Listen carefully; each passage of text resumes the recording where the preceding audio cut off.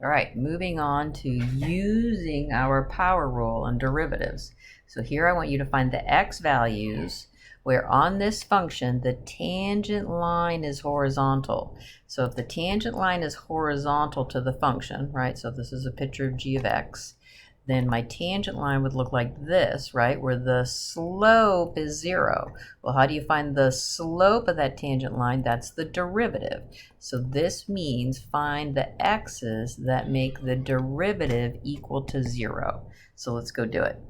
Maybe we'll need to rewrite this first. So I want you to be able to see this term here is just 1/3 times x cubed minus 15x minus pi. Okay, so now if I want to go find the derivative, so this 3 comes down and multiplies times that 3, so that gives me a 1, x squared plus 2x minus a 15, and you know the derivative of pi is 0. All right, so what am I doing with this? I'm setting it equal to 0 to find the x's.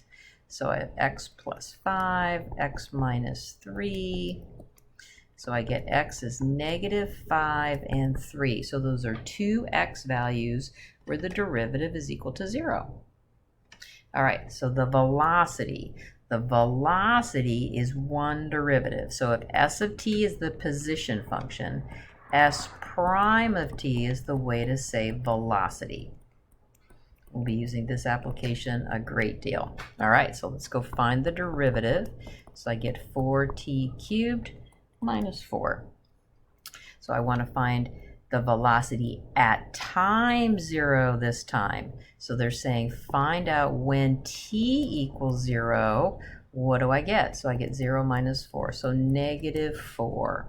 So I've got to read the question to find out what they're asking us. Okay, so this one's different. So find this constant k so that the equation of the tangent line to this function at x equals 3 is parallel to this. Whoa, okay.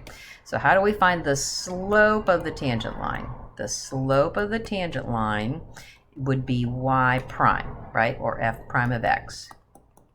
So, and then that's one step. So the second step, if I want to find the slope of the tangent line at x equals 3, that would be f prime of 3, right? And so then they're telling me it's parallel to this. So I'll want to set f prime of 3 equal to what the slope of this line is, which is 4. Okay, so let's do one step here. So let's take the derivative. So y prime will be 4kx. So that's step number 1. Step number 2 will be to find out what plugging in 3 gives me. So if I plug in 3, I get 12k, right? 12k. Put the 3 in for the x, right? Plugging in x is 3, k is carrying along. So finally, I get to set this 12k equal to 4 to find out the k is 1/3. So that's what they were asking me to find. All right, one more here. So show that this function cannot have a slope of -2. All right, well, if I want to have a tangent line slope, that's talking derivative. So let's go do it. So question is, why can this not equal -2? So look at it and think, wait a minute. Here I have x values, and I'm squaring them, and I've got positives adding. This will always be a positive number, no matter what x values I plug in.